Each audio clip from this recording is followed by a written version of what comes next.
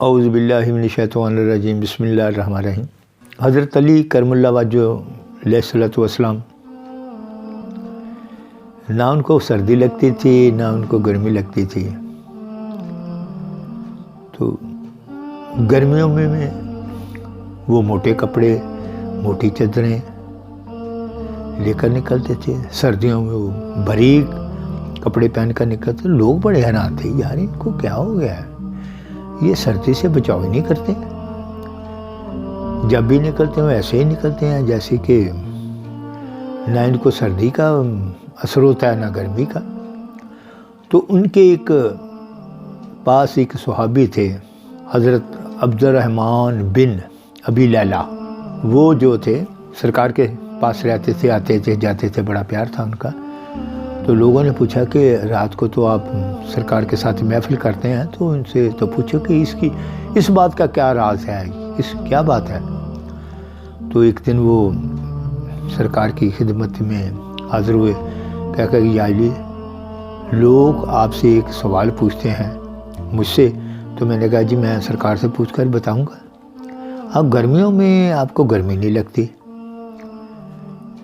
بلکہ موٹے کپڑے پہنتے ہیں، اور سردیوں میں آپ بہت بڑی کپڑے پہنتے ہیں اور ہلکی پھلکی چادریں اوڑھ کر نکلتے ہیں گھر سے باہر، اس کی کیا وجہ ہے؟ تو جناب امیر علیہ الصلوۃ والسلام فرمانے لگی کہ اے ابی لیلہ،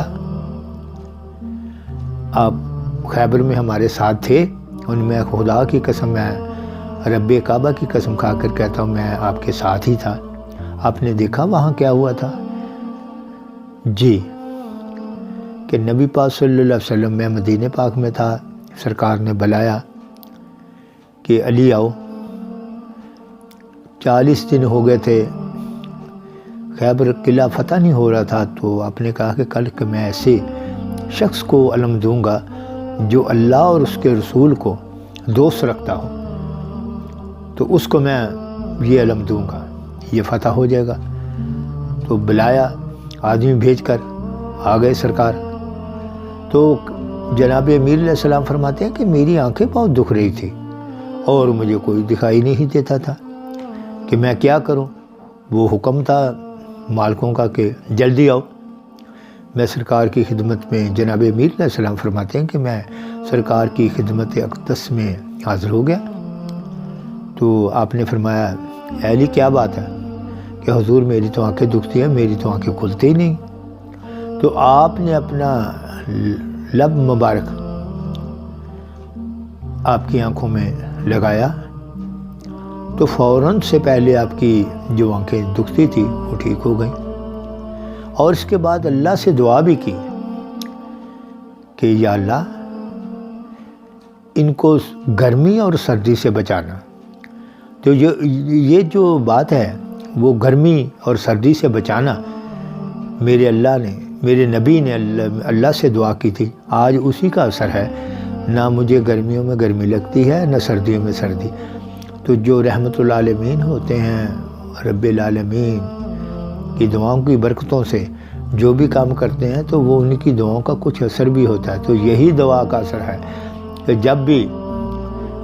جو بھی آپ نے کام کرتے تھے نبی پاک صلی اللہ علیہ وسلم سے، وہ ان کی دعائیں ان کے ساتھ تھی۔ ہر کام، ہر جنگ میں جانے سے پہلے جناب محمد مصطفیٰ صلی اللہ علیہ وسلم آپ سے فرماتے تھے کہ علی ایسے کرنا ہے، ٹھیک ہے حضور ایسے ہی ہوگا۔ سب سے پہلے جان نثاروں میں یہی تھے، بقایا تو بعد میں آئے، یہ ہر جنگ میں یہ سب سے آگے تھے، اور اللہ نے انہیں فتح بھی دی اور زخمی بھی ہوتے تھے۔ تو اللہ کے یہ کرم اور فضل کی نشانی ہے۔ کرم اللہ وجہ کا مطلب یہی ہے کہ ایسا شخص جس کا چہرہ دیکھنا عبادت ہو، تو یہی عبادت ہے۔ جب ہم ان کا ذکر کرنا، ان کی نام لینا، وہ بھی ہماری عبادت میں شامل ہے، کہ اللہ ہمیں نیک کام کرنے کی توفیق دے۔ آمین ثم آمین یا رب العالمین۔